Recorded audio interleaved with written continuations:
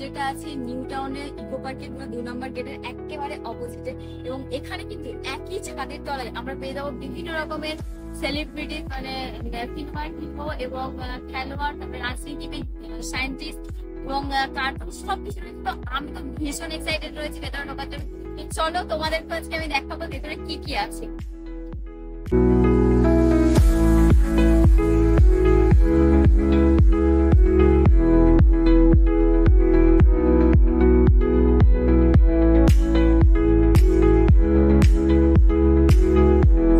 আজকে এই ভিডিওর মাধ্যমে আপনাদের ঘুরিয়ে দেখাবো কলকাতার নিউ টাউনে অবস্থিত মাদার ওয়্যাক্স মিউজিয়াম। এই ভিডিওটির মাধ্যমে আপনাদের জানিয়ে দেব মাদার ওয়্যাক্স মিউজিয়ামের টিকিটের দাম কত, সপ্তাহে কোন কোন দিন খোলা থাকে, কোন দিন টিকিটের দাম কম এবং মিউজিয়ামটি ঘুরে আমার কেমন লাগলো সেটাও জানাবো।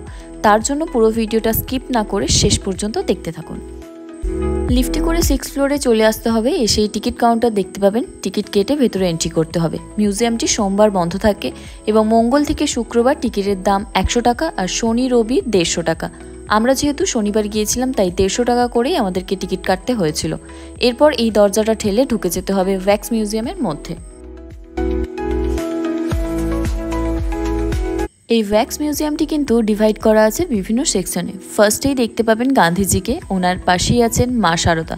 এরকমই আরও বেশ কিছু মনীষীদের দেখে আমরা চলে যাব cricket zone, football zone, music zone, science fiction zone, Bollywood zone, Hollywood zone, kid zone, cartoon zone এবং ফাইনালি আপনাদের নিয়ে চলে যাব স্কেয়ারি হাউস ও ট্যাটু লাইট সেকশনটিতে। এখন ঢুকলাম রাইটার্সদের জোনে। প্রথমে ছিলেন রবীন্দ্রনাথ ঠাকুর। ওনার স্ট্যাচুটা এমনভাবে করা আছে যেন উনি বই পড়ে কাউকে শোনাচ্ছেন এবং সামনেই একটা চেয়ার ফাঁকা রয়েছে, তো ওটাই আমি গিয়ে বসলাম এবং আমিও একটু ওনার কাছ থেকে গল্প শুনে নিলাম।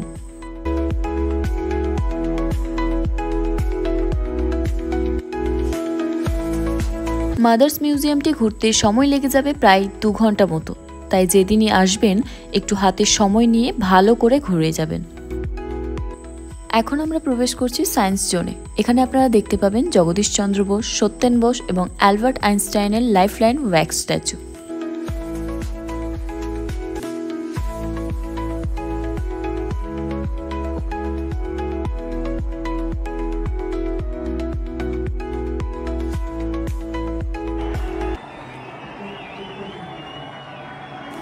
ক্রিকেট জোনে পৌঁছেই আপনারা দেখতে পাবেন বিরাট কোহলি, সৌরভ গাঙ্গুলি, কপিল দেব এবং সচিন তেন্ডুলকরের স্ট্যাচুগুলো।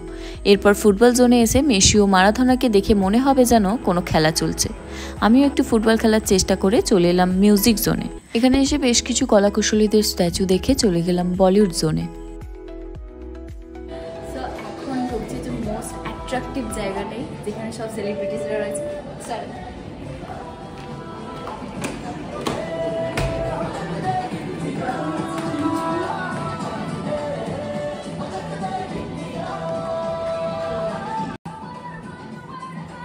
এই সেকশনের স্ট্যাচুগুলোর পরিচয় আলাদা করে আমাকে আর বলে দিতে হবে না। আর শাহরুখ খানকে তো আমরা সামনে থেকে পেয়ে কখনো ওনার ওই সিগনেচার পোজটা দেওয়া হবে না, তাই স্ট্যাচুতে পেয়ে ওনার সিগনেচার পোজটা দিয়ে একটা ছবি তুলে নিলাম।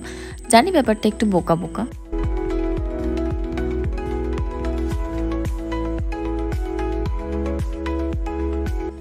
ফার্স্ট ফ্লোর তো আমার ঘোরা কমপ্লিট। এবার চলে এলাম 2nd ফ্লোরে। সিঁড়ির পাশে দেওয়ালে তারা দেখে ভেবেছিলাম অ্যাভিটারের জগতে ঢুকছি, কিন্তু দেখলাম না, আমি তো হলিউডে পৌঁছে গেছি।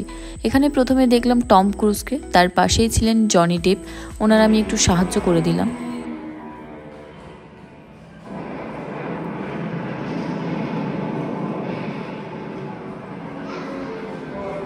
এরপরে চলে এলাম মাইকেল জ্যাকসনের কাছে। প্রথমে ওনার পোজে একটা ছবি তুলে নিলাম, তারপর একটু ডান্স করলাম ওনার সাথে।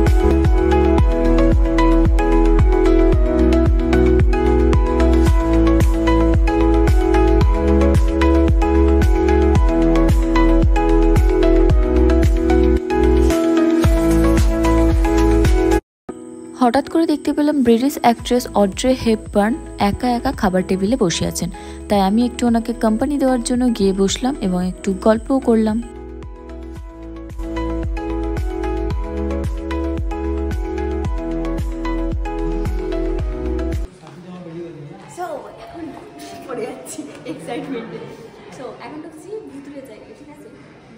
ভয় লাগে, আমি যদিও প্রচন্ড ভীতু। এটা কি আওয়াজ লাস্টে জ্বালিয়ে নাও না।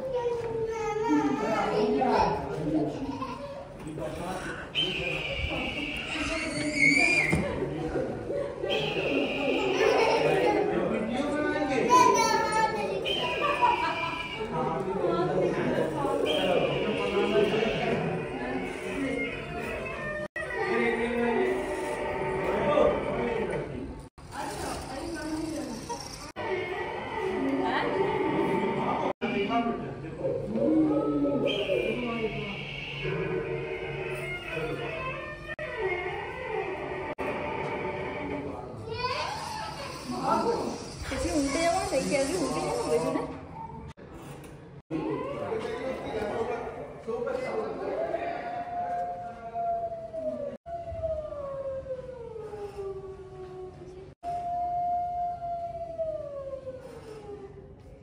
চলে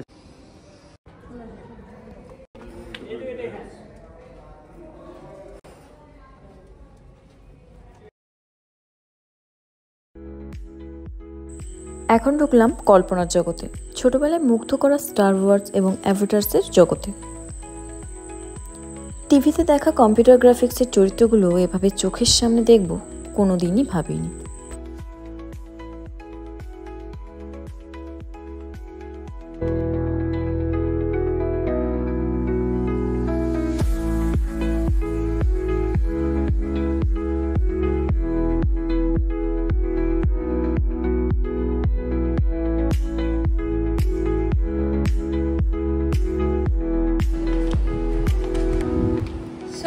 তোমাদেরকে আমি একটা সিক্রেট বলবো, এই যে টিকিট কাউন্টারটা রয়েছে ভেতরে, টিকিট কাউন্টারের ঠিক পাশেই দেখতে হবে এই যে লাল কালারের যে কাঁচটা রয়েছে, যে গেট আছে, গেট থেকে ঢুকে আসলে দেখতে পারবে এই সুন্দর ভিউ পয়েন্টটা, যেটা কিন্তু ওরাও কেউ বলবে না, ঠিক আছে? আমাদেরকে একজন মহিলা বললেন, উনি চিনতেন একটা জায়গা, সেই জন্য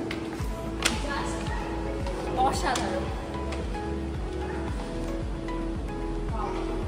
ভিউ পয়েন্টটা দেখতে পাচ্ছ, দেখো একটু দিয়ে উঠবে, উঠে দেন এদিকে আসতে হবে, এখান থেকে আরো ক্লিয়ার ভাবে দেখতে হবে ভিউ পয়েন্ট। নিউ টাউন দেখা যাচ্ছে, এমনকি ইকো পার্কও দেখা যাচ্ছে বুঝে এদিকে। এটা একটা ক্যাফে টাইপেরও করা হয়েছে।